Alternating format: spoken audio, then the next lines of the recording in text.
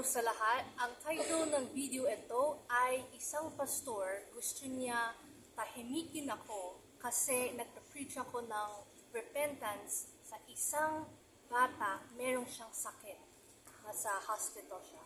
So, itong testimony ko noon pa to. Okay? At hindi ko sasabihin anong hospital dito sa Maynila, pero itong nangyari sa akin na persecute ako ng isang pastor. And itong isang bata, lalaki, mga 10 years old siya. And merong siyang dialysis na.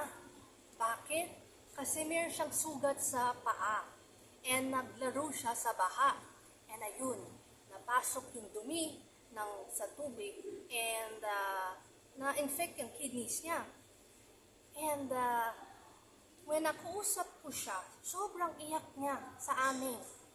And gusto niyang magsisi sa lahat ng kasalanan niya. Sabi daw niya sa akin, "Ate, gusto kong hingi ng patawad at the same time, bigyan ako ng isang chance ni Jesus Christ, magbagong buhay. Kasi 10 years old lang ako, dialysis na ako, habang buhay daw to." Sabi ko ng doktor.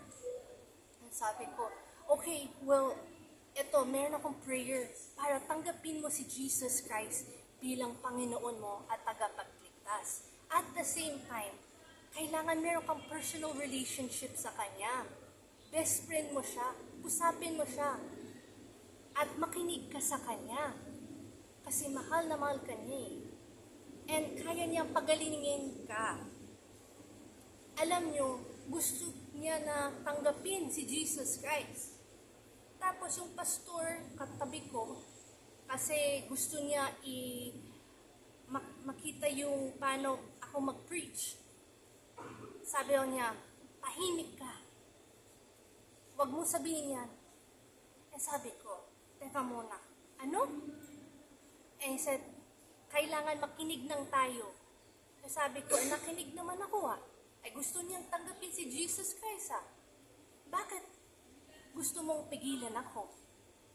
And alam niyo yung pastor mas matanda sa akin, senior. And sabi daw niya, okay, anak, kailangan umalis na kami.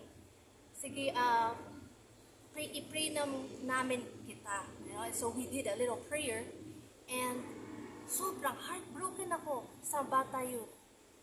Kasi malapit na Ayun pwede siyang gumaling. Pero napigil ng isang pastor. Ako.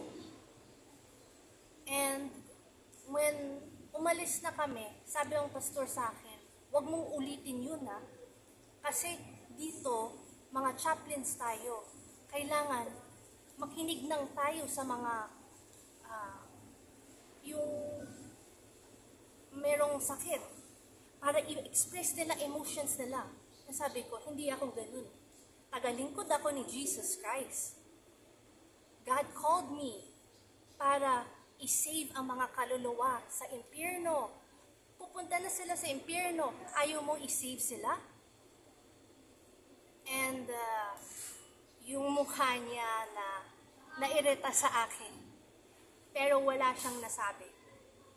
And so, I put a boundary. Napakita ko sa kanya, hindi mo kaya i-control. Yung master ko si Jesus Christ, hindi ikaw. Porque nasabi ni Father God na i-join ako sa inyo, in group nyo, does not mean I obey you. So, the next week, sabi ni Father God sa akin, alis na kayo kasi kasama kong magulang ko kasi hindi nila trato kaming maganda na maliitan nila ako kasi syempre halos lahat sila matanda at mga lalaki at matandang aling. So gusto nila i-control ang sasabihin ko. So nasasakal ako doon. And sabi ko, Father God, sige, alis na lang kayo. Hindi kayo kailangan dito sa hospital. Sabi ko, Lord, bakit? Bakit ganun? Kawawa yung mga bata. Kailangan nila malaman ng katotohanan para ma-save sila. Sabi ko, Father God sa akin, alam ko, pero yung mga tao dito at yung magulang nila, ayaw. So, kailangan sundin nila ang magulang nila. Wala tayong choice. Pero mas madami pang tao sa ibang parte ng Pilipinas na kailangan tulong. So, yun. Pumunta kami sa PGH na lang. Mas madaming mga tao doon na kailangan ng tulong. So, maganda doon. And now, tapos na yung mission ko doon. And it was a good experience. Masakit lang sa puso makita mga bata that kailangan nilang si Jesus Christ. Gusto nila si Jesus Christ. Pero napipigil ang mga mas matanda sa kanila. Kasi, pride ng mga matanda. Na akala nila, alam nila ang anong tama. Dito sabi ni Jesus Christ, kung gusto mo pumasok sa langit, kumbaba ka. Parang bata. So, yun ang nangyayari sa mga bata. Pero, nasasakal sila sa mga magulang nila. At mga taong mas matanda sa kanila. So, that is my testimony. Sana i-share nyo to at natuto kayo. Kung meron kayong mga kilalang bata na kailangan tulong and gusto nilang malaman si Jesus Christ, i-share niyo ang gospel. Kasi na yun, mahirap ng mundo, masama na, malapit na bumalik si Jesus Christ. Kailangan natin i-share ang gospel para mas madaming mga tao pupunta sa langit, hindi sa impyerno. Okay? So this is the end of the video. May Jesus Christ bless you.